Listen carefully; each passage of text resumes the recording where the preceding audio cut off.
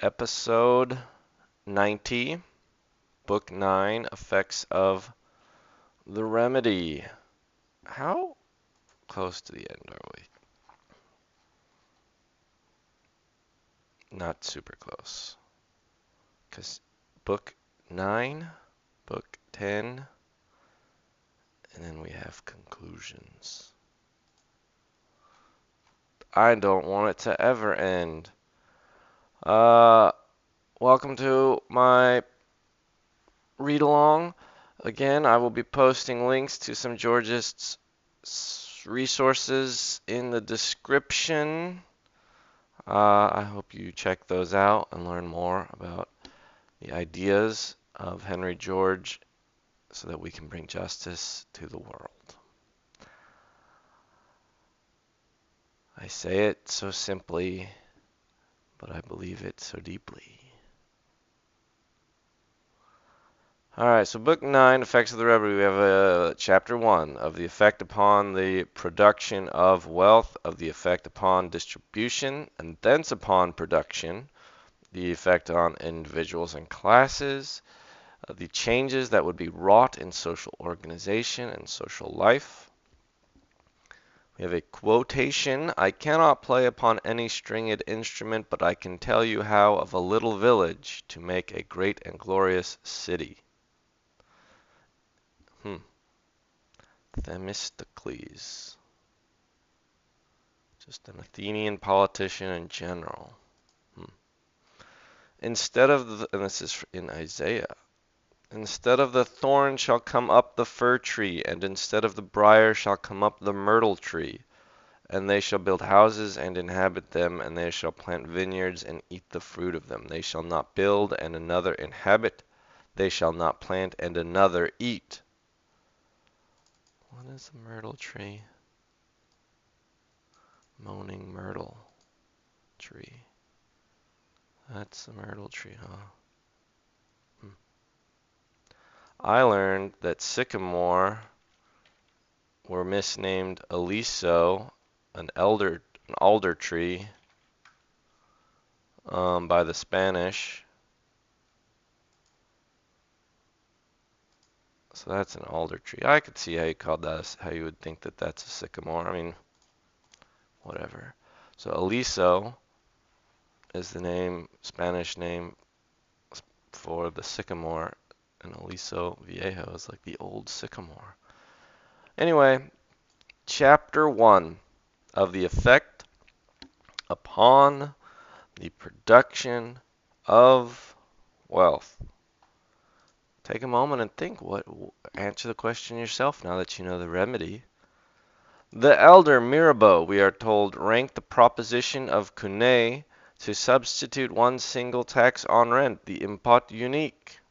This is the French physiocrat Cunet.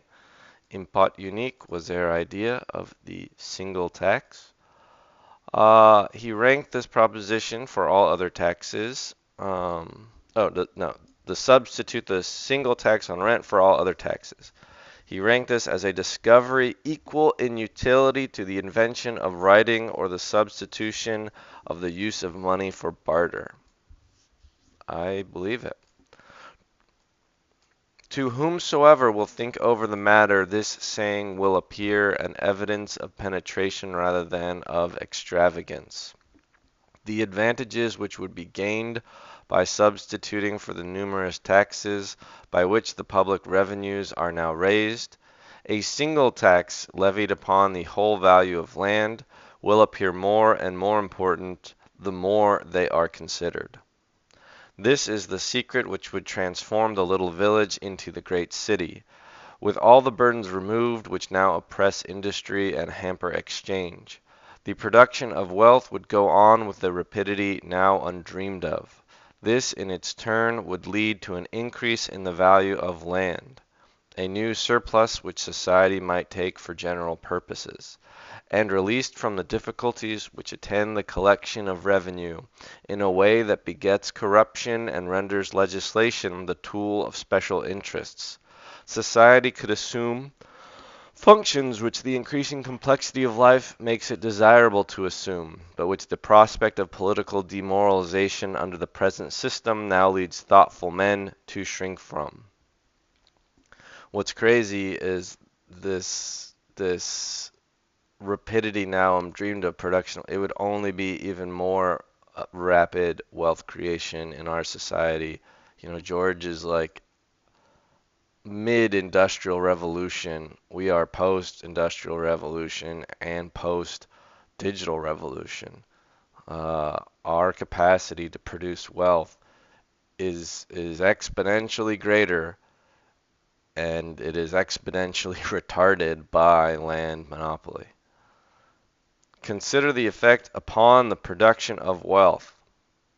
This is why, like, as I don't know, I've been lately like really talking to friends and criticizing the fact that it seems to me that a bunch of smart, non-super rich, powerful landowners, right? Like the aristocracy was, you know, they didn't have to work, but then the second sons and third sons had to go become lawyers and doctors. And they figured out, oh, we're not as rich as our firstborn older brothers, um, but some of us are pretty smart and competent. So what if we make some organizations, some medical organizations or some law organizations to license and limit the number of lawyers and doctors that can exist. And so we will always be in high demand and we will be able to charge high rates. And so we'll be wealthier. And I see this today. My own father, he's a doctor, he makes a lot of money. Um, and I never quite understood how it was that he made so much more than other jobs. I mean, I understood that the job was very difficult and taxing, so it made sense to me that he should make somewhat more, but it seemed like quite a jump. And then realizing that we limit how many students can, or how many uh, individuals can get placed out of med school or whatever, get a residency to cap the number of doctors. That was a sort of realization.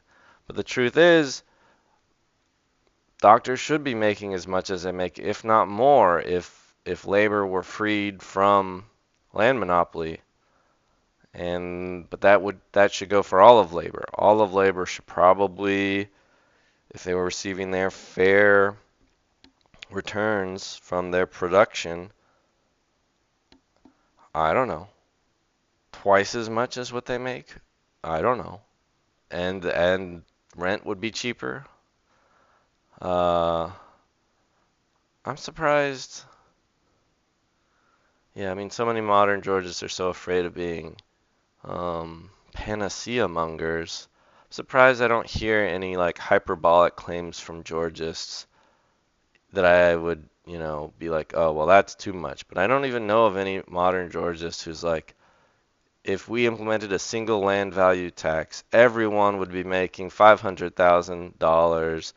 Everybody's, you know, rent would be lower, and we would just, you know, play games and do art and play sports and hang out and read and try to colonize the space, the outer space.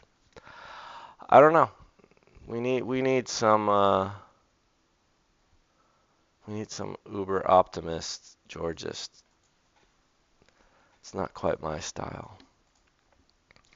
To abolish the taxation which, acting and reacting, now hampers every wheel of exchange, these taxes, and presses upon every form of industry, all these taxes, would be like removing an immense weight from a powerful spring. Imbued with fresh energy, production would start into new life, and trade would receive a stimulus which would be felt to the remotest arteries. The present method of taxation operates upon exchange like artificial deserts and mountains. It costs more to get goods through a custom house than it does to carry them around the world. It operates upon energy and industry and skill and thrift like a fine upon those qualities. If I have worked harder and built myself a good house, while you have been contented to live in a hovel, the tax gatherer now comes annually to make me pay a penalty for my energy and industry by taxing me more than you. If I have saved while you wasted, I am mulcted. I remember like this word multiplication or yeah. Is there another mulc multiplication? Not multiplication. Maybe I'm making it up. Mulct. I am mulct, while you are exempt. If a man build a ship, we make him pay for his temerity as though he had done an injury to the state. If a railroad be opened, down comes the tax collector upon it, as though it were a public nuisance. Well, the funny thing is, in this, so many of our builders and developers are also the landowners that that like when you hear about somebody who opened a railroad and got taxed for it, you're used to them having so much wealth and power. You don't connect the wealth and power being from all of their rent seeking and land monopoly. You tend to have bought into the idea that it's their railroading. And this is a problem with persuading people that somebody who has a mansion shouldn't be taxed for the mansion. It's like I have these Georgist friends who want to heavily tax inheritance because there's just this basic assumption that wealthy people somehow, we don't know how, but somehow it's wrong that they have all that wealth. And the problem, and I mean that's almost like the whole trick that the modern taxation system works on, which is like, yeah, the wealthy people, we don't know how, but somehow they have done, they have to pay some taxes, so let's just do it on this, on the income, on the capital gains, on you know, on property, and so we think we're getting at it, but that's not how the tyranny is happening. It's happening because of the land monopoly. Anyway, um, if a man like we do want everything that the wealthy capitalists build and construct. We do want that. If a manufactory be erected, we levy upon it an annual sum which would go far toward making a handsome profit. We say we want capital, but if anyone accumulate it or bring it among us, we charge him for it as though we were giving him a privilege. We punish with a tax the man who covers barren fields with ripening grain. We fine him who puts up machinery and him who drains a swamp. Yeah. Yeah, going back to the inheritance, like we think that somebody who has a big estate, we just assume that that estate was ill-gotten. But in the proper organization of a government and taxation, wealth would not be ill-gotten. Oh, hey, Patrick. Good point. Is it like good wealth versus bad wealth? Would you characterize it that way? Yeah, I mean, it's very hard to look, at anyone's estate and tease out, oh, this was fairly gotten, this was unfairly gotten. Um, I don't know. I mean, it's funny. I just read Thomas Paine's Agrarian Justice pamphlet that he wrote in 1795, where he basically says, uh, no one born should have a worse life than the American Indian savage. And yet, all across Europe, and this is when he's trying to talk about, he's trying to talk to the people in the midst of the French Revolution. He says, no one born into civilization today should be worse off than them, and yet a huge number of European poor people are worse off than them, And the problem is that not every person born in Europe can have the land to roam and hunt like an American, a Native American. And that's impossible because each man would need 10 acres or something like that. And so that's why he proposed he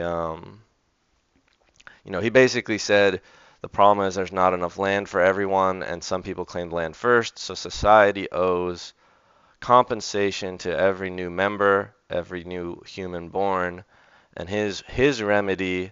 So I feel like he diagnosed it very well, yet his remedy was faulty. His remedy was a 10% tax on on the estate of every human, everybody that died. You would take a full 10% of all their land, property, every form of wealth they had, and then you would distribute it as a one-time.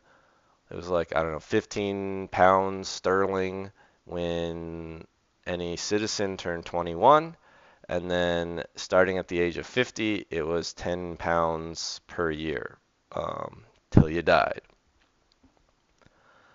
Uh, and that, probably was a lot better than tariffs and I mean, tariffs was the big tariffs and stamp taxes that were most commonly implemented at that time. Um, but anyway, let's get back to George. How heavily these taxes burden production, only those realize who have attempted to follow our system of taxation through its ramifications. For as I have before said, the heaviest part of taxation is that which falls in increased prices. Yeah, and of course, the system of taxation in George's time was orders of magnitude less complex than all of the tax code that's been written since.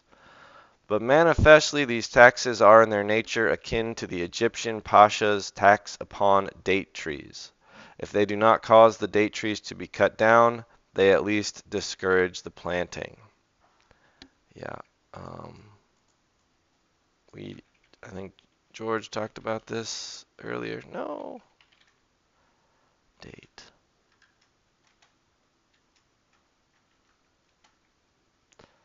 Yes, a tax on date trees, no hyphen here, imposed by Muhammad Ali caused the Egyptian fellahs to cut down their trees, but a tax of twice the amount imposed on the land produced no such result. To abolish these taxes would be to lift the whole enormous weight of taxation from productive industry. The needle of the seamstress and the great manufactory, the cart horse and the locomotive, the fishing boat and the steamship, the farmer's plow and the merchant's stock, would be alike untaxed. All would be free to make or to save, to buy or to sell, unfined by taxes, unannoyed by the tax gatherer. Instead of saying to the producer as it does now, the more you add to the general wealth, the more you shall be taxed, the state would say to the producer, be as industrious, as thrifty, as enterprising as you choose, you shall have your full reward. You shall not be fined for making 2 blades of grass grow where 1 grew before. You shall not be taxed for adding to the aggregate wealth. And will not the community gain by thus refusing to kill the goose that lays the golden eggs, by thus refraining from muzzling the ox that treadeth out the corn, by thus leaving to industry and thrift and skill their natural reward full and unimpaired? I think, George, that community would gain by allowing such things. For there is to the community also a natural reward. The law of society is each for all, as well as all for each. No one can keep to himself the good he may do, any more than he can keep the bad. Every productive enterprise. Oh yeah, I just want to say the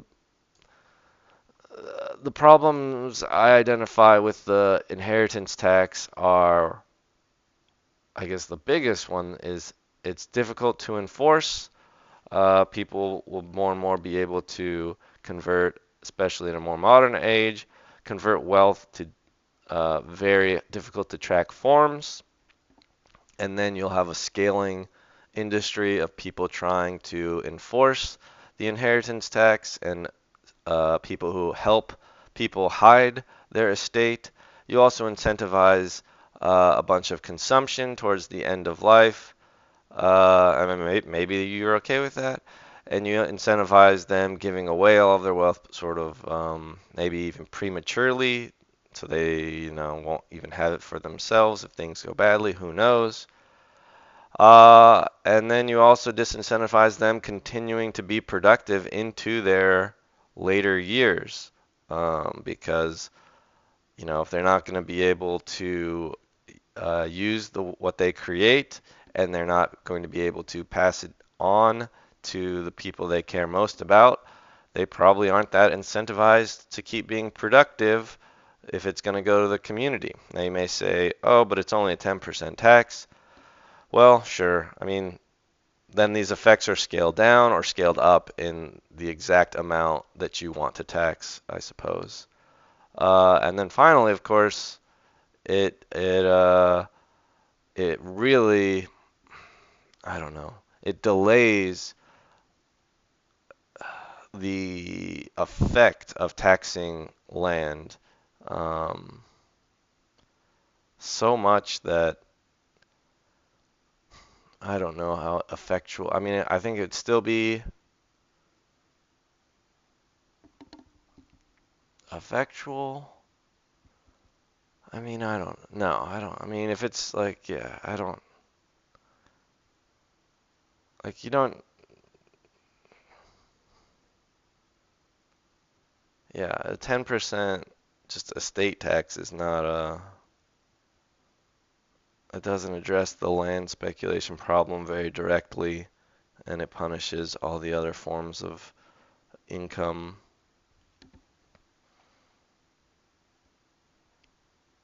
And you just have the fungibility problem. People just, yeah, I don't know. Every productive enterprise, besides its return to those who undertake it, yields collateral advantages to others. If a man plant a fruit tree, his gain is that he gathers the fruit in its time and season. But addition to his gain, there is gain to the whole community. Others than the owner are benefited by the increased supply of fruit. The birds which it shelters fly far and wide. The rain which it helps to attract falls not alone on his field. And even to the eye, what is the rain which it helps to attract? What is this claim? I guess he means like that like that's true.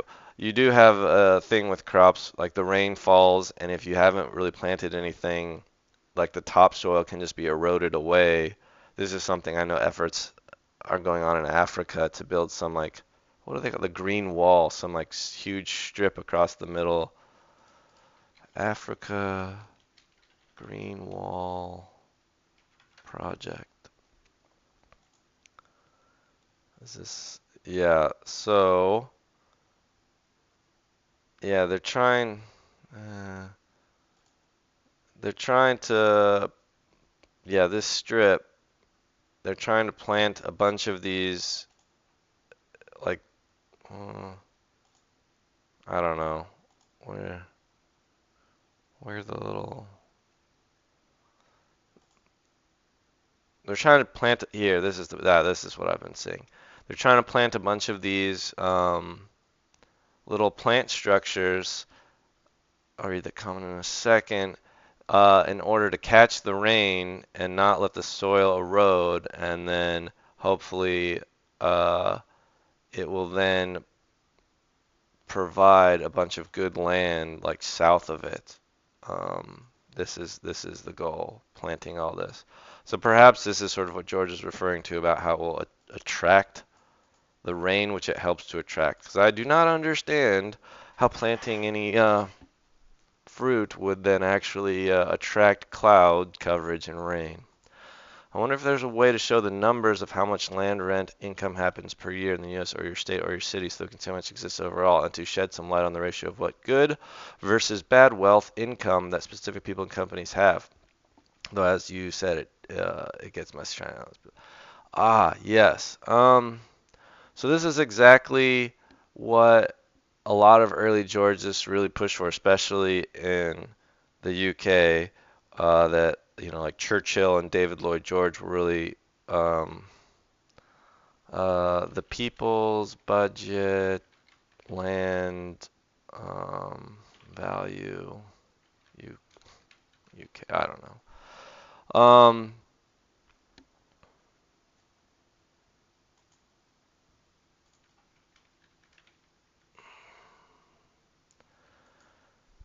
Yeah, like the first thing they wanted to do was do a giant survey, and they thought this would help persuade the public if you went and surveyed and figured out how much land in England or just the UK in total was worth. So then you could estimate what a land tax would get you. I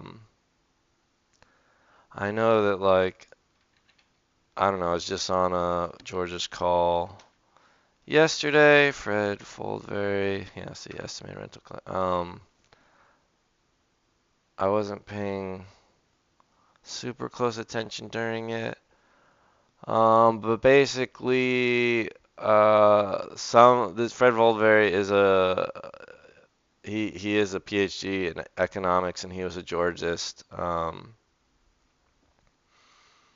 He claimed that around $5 trillion a year. I don't remember what year this was. I mean, this was a figure cited in a Georgist lecture yesterday. He claimed that $5 trillion a year could be collected from a 100% land value tax in the U.S., which is pretty close to our what is our USG annual budget? I don't know. It's like 6 trillion. Oh, of right. Well, I don't know. You could definitely try to figure that out. That's true. You do miss out on what would be called imputed rent, which is uh, when people have empty parking lots that they're not actually putting to good use and no one's actually renting out that land and it's simply being speculated on. And then you also do have like owner users who don't actually pay. I mean, in a sense, they're paying themselves rent for the use. Like consider, my house, mine with my dad. This could be renting for like $5,000 a month, something like that. Maybe 4,000. I don't know. No, if that other house is for that, yeah. Um, and so that wouldn't be if you're just gonna like ask everybody to report how much rent they pay. Georgist would say that about half. Well, I mean everyone would sort of agree that about half of the market value of a suburban home goes towards land. There's probably, a spectrum that it could be upon. So you'd say about half of the rent that would be paid for the house I'm living in would be a land value rent. Um, but owner occupiers that wouldn't get accounted for when simply um, when simply actually asking renters everywhere how much they pay. But you could sort of break that down. Um, but yeah, those are. I mean that was an early question. I mean, and again, like the land is a big deal article by Lars. What is it a gameofrent.com? I think it's just game of rent. All right, Ken LVD. Is land really a big deal? I haven't read this and maybe I never reread the whole thing, so I maybe have not reread this in a few years. Uh, so this has estimates like I was talking about for the total land value. Um, and yeah, I mean, if you feel like reading a bunch of more um, statistic-based and data-driven uh, analysis of the USA from good old Lars Doucet, although I think it's pronounced Lars Doucet. Maybe I'll read that after yeah, I'll reread this after well, how big is, ooh, how long we've been, oh, we've only going 30 minutes. I think I'll end here with my daily devotional. Um, and then maybe I will read Is Land a Big Deal? Uh, yeah, honestly, maybe Georgist, maybe the talking point of like get rich quick should should be the Georgist move. Like, I mean, I believe it. I believe that we have unlocked the tech tree of Earth, and it is just waiting for us to share the technology together. And then we can each earn our own fortune. All right, end recording.